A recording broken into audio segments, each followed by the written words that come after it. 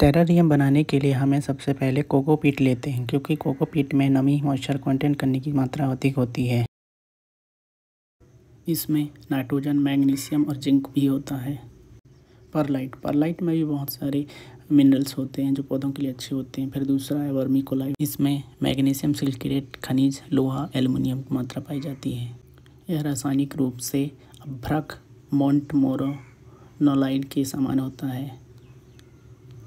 रेत भी लिया जाता है। मिट्टी और रेत मिलाने से भी बहुत अच्छा मिक्सचर तैयार हो जाता है। कुछ मात्रा सॉइल की ली जाती है। सॉइल में भी बहुत सारे माइक्रो ऑर्गेनिज्म होते हैं जो पौधों की ग्रोथ के लिए अच्छे होते हैं। फिर लिया जाता है पत्थर भी बेस बनाने के लिए जाता है। फिर चारकोल, कोयला लिया जाता है। कोयले की मात्रा में भी बहुत मिनरल्स होते हैं जो फास्फोरस होता है। फिर पत्थर लेते हैं, चमकीले पत्थर का भी उपयोग बेस बनाने के लिए किया जाता है। फिर समुद्र, नदियों में पाए जाने वाले स्नेल्स के कुछ होस्ट लेते हैं, जिससे कि उनमें से कैल्शियम की मात्रा हमें टेराटोरियम बनाने में मदद करेगा। और फिर लेते हैं चमकीले पत्थर भी हमें डेकोरेट करने में सहायक होंगे और अच्छा लगेगा हमारा टेरारियम। तो दोस्तों, इस प्रकार आप बहुत सारी सामग्री एकत्रित कर लेंगे सबसे पहले। फिर एक ग्लास जार लेना पड़ेगा जो मेन है टेरारियम बनाने के लिए। उसका माउथ चौड़ा हो, लेकिन हमारे यहाँ लिया गया माउथ थोड़ा छोटा है, बनाने में काफ़ी दिक्कत होगी, लेकिन फिर भी कोशिश करेंगे क्योंकि हम घर पे बना रहे हैं। और कुछ लकड़ी का टुकड़ा ले लेंगे क्योंकि इसमें कुछ सूक्ष्म जीव रहते हैं जो बाद में ग्रोथ करेंगे। और फिर फॉरसेप ले लेना है। फॉरसेप उसमें अंदर मटेरियल डालने के लिए यूज़ करेंगे। सॉइल है, सैंड है, वर्मीकोलाइट है, परलाइट है, कोकोपीट है। इस प्रकार आप अरेंज कर लें बहुत सारे सामान। पत्थर है, कैंची है और चारकोल है, ग्लास जार है, ऐसे बहुत सारे। फिर आपका टेरेरियम बनाने के लिए आप रेडी हो जाएंगे।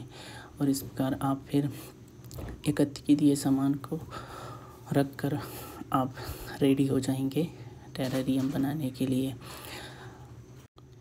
टेरेरियम बनाने के लिए ये मुख्य सामग्री इसलिए आवश्यकता पड़ती है क्योंकि जब पौधे ग्रोथ करते हैं तो उनको ग्रोथ के लिए हमें न्यूट्रिएंट्स की मात्रा की ज़रूरत पड़ती है। इस प्रकार अब मिक्सचर बनाने के लिए हम तैयार हो जाते हैं। कुछ पार्ट्स रेत के लेते हैं, मिट्टी का लेते हैं, वर्मीकोलाइट का लेते हैं।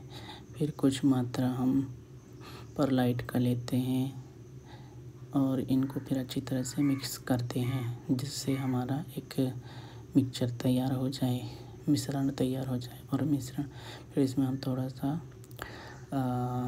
कोकोपीट डालते हैं। कोकोपीट में मॉइस्चर मतलब पानी नमी बनाए रखने के लिए नमी बनाए रखता है, इसलिए किया जाता है। फिर इस मिक्सचर को अच्छी तरह मिक्स कर लेते हैं। थोड़ा सा पानी डालते हैं तो और अच्छे से मिक्सर तैयार हो जाए।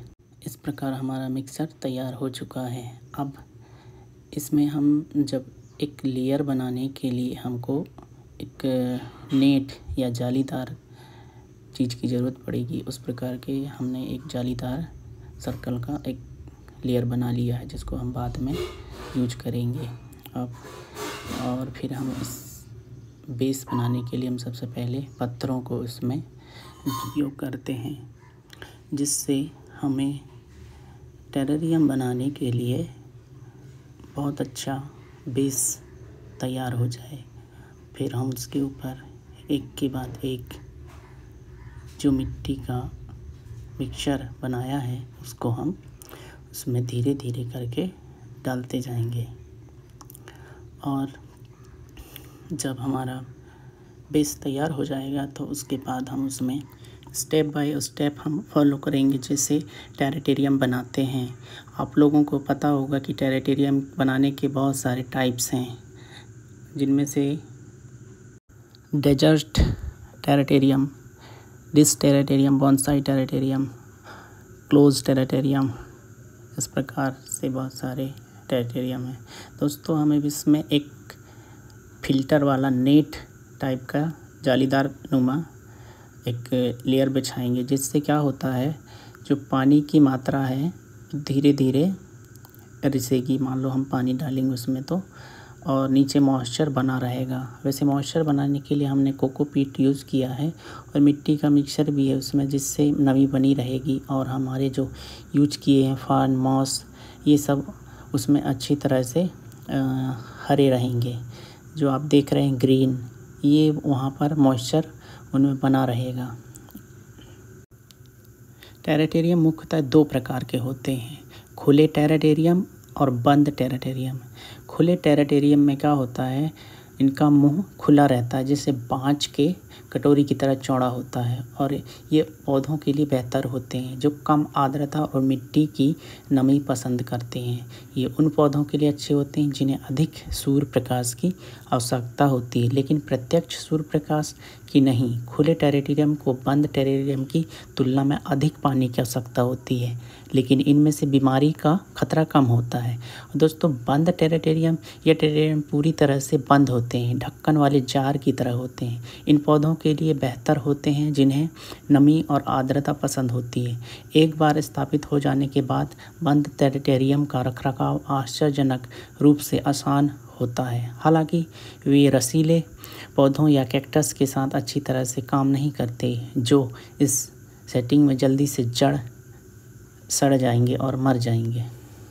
तो दोस्तों, देखा आपने पहले कैसे हम पत्थर का ब्लैक पत्थर लिए, जिससे हम वहाँ पर एक सुंदर सीढ़ी नुमा संरचना बनाएं, जिससे हमें लुक देखने में बहुत अच्छा लगेगा। और बाजू में फिर हम थोड़ा सा सफ़ेद चमकीला पत्थर भी लगा दिए हैं, जिससे लुक बहुत अच्छा आएगा। फिर बाजू में हम ग्रीन एल्गी, मॉसेस और ये सब लिए हैं, क्योंकि ये हमेशा पौधों की जड़ों में अच्छी तरह से बाजू में लगे रहते हैं और एक बैकग्राउंड अच्छा बनेगा, इसका सुंदर संरचना बनेगा, जिससे हमें देखने में बहुत ही सुंदर लगेगा। फिर कुछ हम छोटे छोटे हर्बेसियस पौधे लेते हैं और साइड में लगा देते हैं। इनकी संरचना इस प्रकार लगाते हैं कि जैसे एक छोटा सा पेड़ लगा हुआ है और देखने में भी बहुत ही सुंदर लगे। और आपकी इच्छा के अनुसार आप जिस टाइप से उसको बनाना चाह रहे हैं टेरेटेरियम, उस टाइप के टेरेटेरियम बना सकते हैं आपकी सुविधा के अनुसार और आपके मटेरियल की व्यवस्था के आधार पे। आपके पास क्या क्या मटेरियल है उस आधार पे आप वहाँ पर क्या क्या और साइज पे डिपेंड्स करता है कि आपका ग्लास जार कितना बड़ा है। जितना बड़ा होगा उतना बड़ा आप उसमें फिट कर पाएंगे। तो दोस्तों, हम धीरे धीरे स्टेप फॉलो करते करते इस प्रकार हम आगे बढ़ते जाते हैं और फिर हम जहाँ जहाँ खाली जगह है वहाँ भी लगाते जाते हैं। तो दोस्तों, आपके मन में ये सवाल आता होगा कि टेरेटेरियम का क्या काम है। दोस्तों, टेरेटेरियम वे एक सील बंद कंटेनर में इंडोर गार्डन है।